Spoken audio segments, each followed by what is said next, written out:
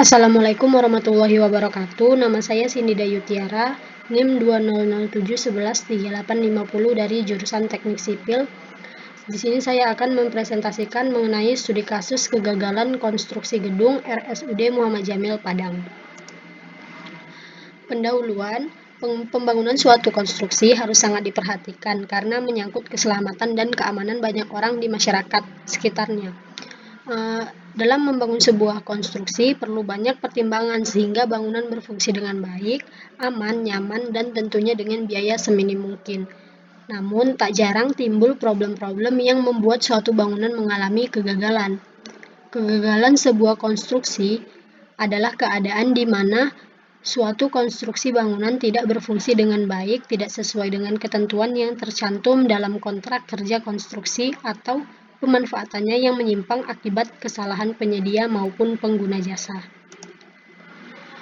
Untuk deskripsi gedung yang akan kita bahas di sini yaitu berlokasi di Rumah Sakit Muhammad Jamil Padang, Provinsi Sumatera Barat. Luas bangunannya lebar 42 meter dikali panjangnya 157 meter. Tinggi dari setiap lantai dasarnya adalah 5 meter dan tipikal 4 meter. Tinggi total dari muka tanah yaitu 9 meter, di mana gedung ini bertingkat 2. Material utamanya yaitu beton bertulang. Analisis kerusakan struktur bangunan.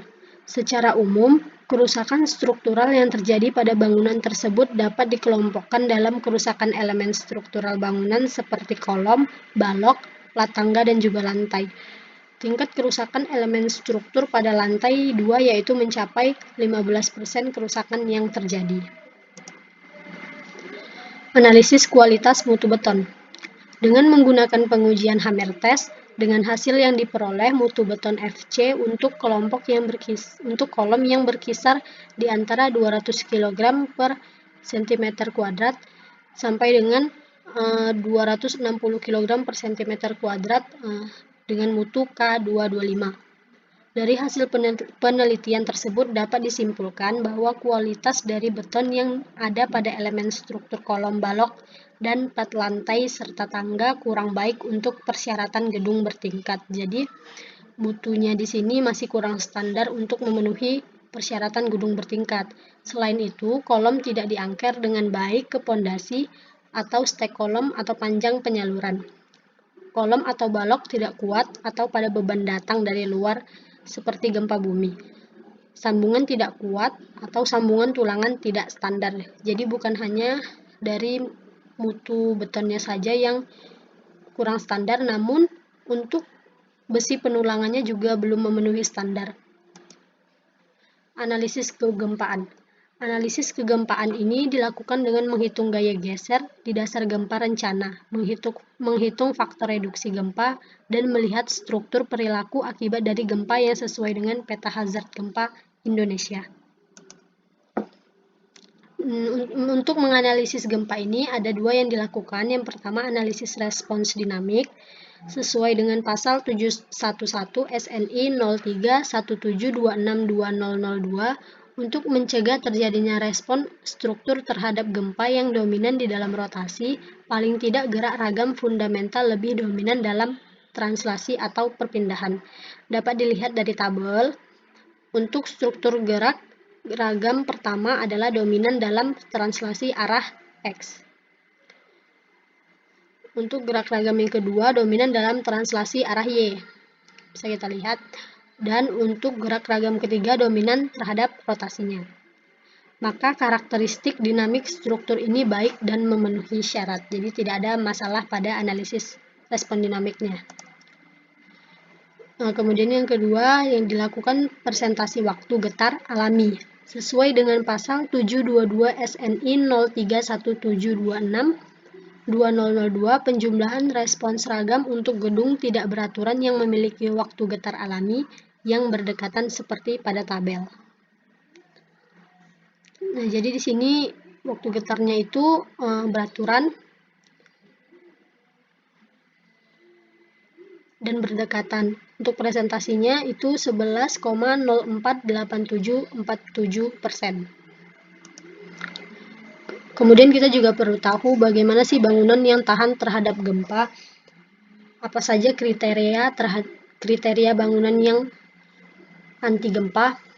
Yaitu yang pertama, apabila dia terkena gempa yang kecil atau sedang yang berkisar 1 sampai dengan 5 skala Richter, bangunan masih kuat termasuk elemen struktural seperti balok, kolom, dan juga plat lantai.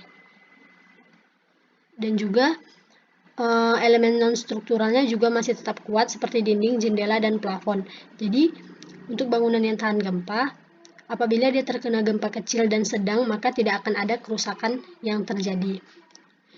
Kemudian, apabila dia terkena gempa yang kuat, sekitar 6 sampai dengan 7 skala Richter, elemen non-struktural sudah mulai retak atau runtuh, kecuali elemen strukturalnya.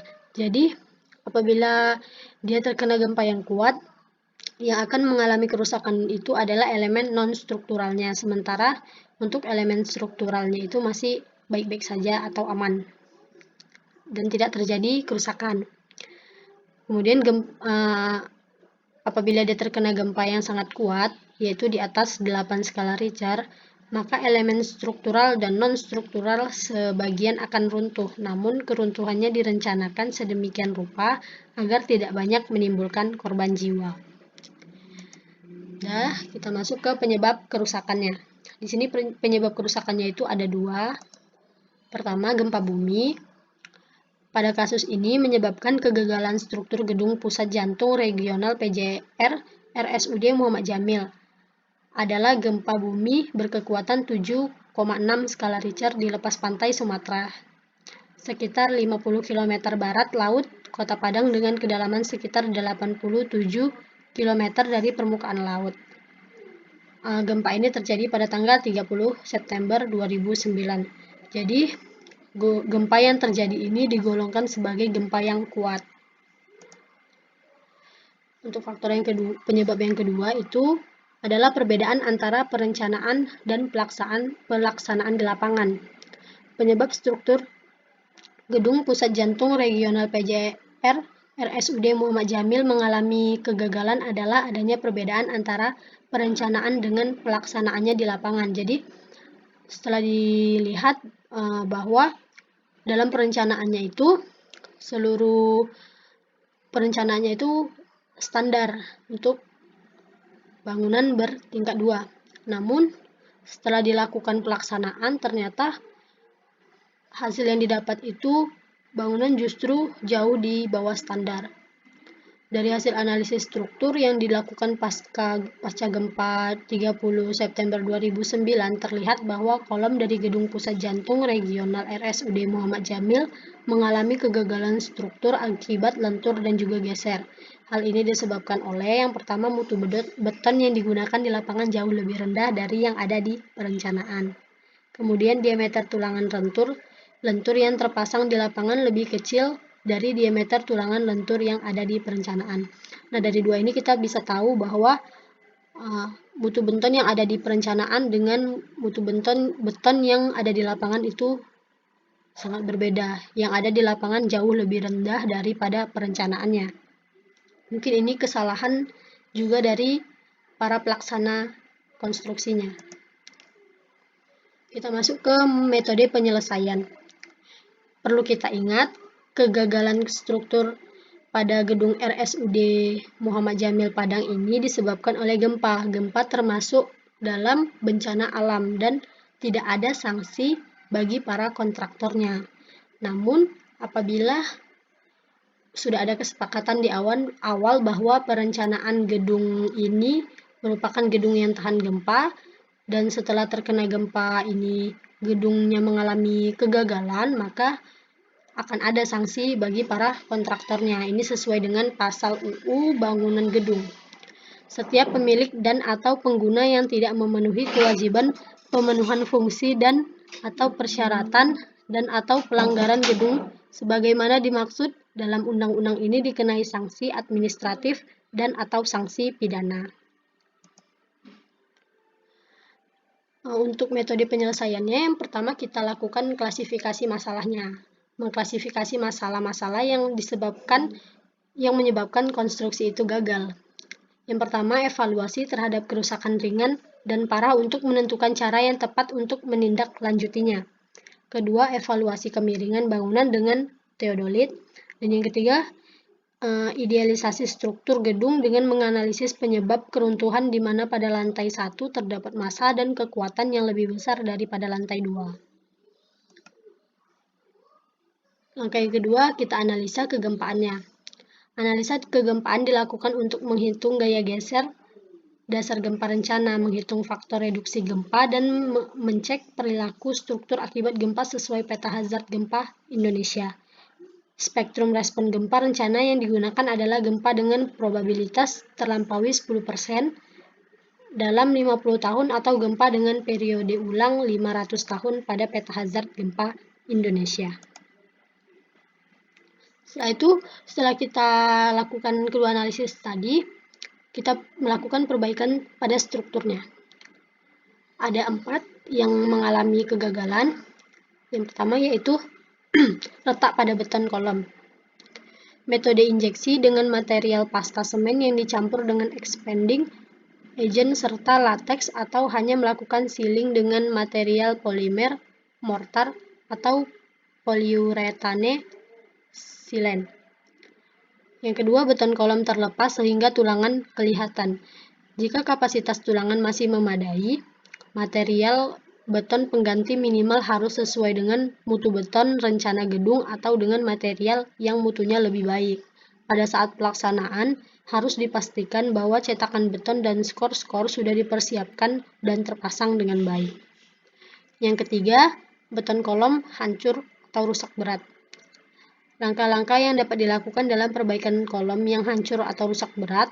Yang pertama, kedua sisi kolom dipotong dengan menggunakan support. Kedua sisi kolom ditopang dengan menggunakan support, kemudian seluruh beton kolom dikupas dan diperbaiki detail penulangannya. Pasang bekisting kolom dan pada bagian atas bekisting pada balok dilubangi untuk melakukan pengecoran. Lakukan pengecoran pada kolom dengan menggunakan beton ready mix tipe K mutu K300.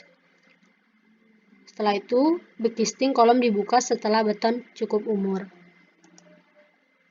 Setelah melakukan perbaikan struktural, maka kita melakukan perbaikan untuk non-struktur.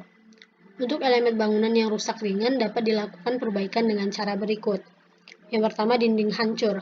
Dilakukan pemasangan dinding baru lengkap dengan angkur setiap 6 lapis bata dengan panjang angkur minimal 30 cm. Pada bidang dinding di atas 90 meter persegi atau lebih besar dari 90 meter persegi, dipasang elemen perkuatan kolom praktis dan balok pinggang. Tulangan 4 diameter 10 mm. Untuk sengkang, yaitu diameter 8 dengan jarak 150 mm. Yang kedua, dinding retak diagonal karena geser atau retak vertikal karena lentur. Plester lama di sekitar retak dikupas, lalu retak diisi dengan adukan semen pasir, dengan perbandingan 1 semen 3 pasir. Setelah celah rapat, kemudian dinding diplester kembali dengan campuran spesi yang sama, yaitu 1 semen 3 pasir. Pada kesimpulannya, yang pertama, kegagalan struktur pada gedung RSUD Muhammad Jamil adalah kerusakan parah pada bagian balok, kolom, dan plat tangga serta lantai. Yang kedua, penyebab kerusakan yang terjadi pada gedung RSUD Muhammad Jamil ini kita ketahui bahwa adanya gempa bumi yang berukuran 7,6 skala Richter di lepas pantai Sumatera yang berjarak 50 km dari kota Padang, dan juga faktor dari ketidaksesuaian perencanaan dengan hasil pembangunan di lapangan. Untuk penyelesaiannya dari permasalahan ini adalah perbaikan pada struktur yang rusak dengan menyesuaikan standar struktur yang baik sehingga gedung dapat berfungsi kembali, dan tentunya lebih aman. Sekian dari saya.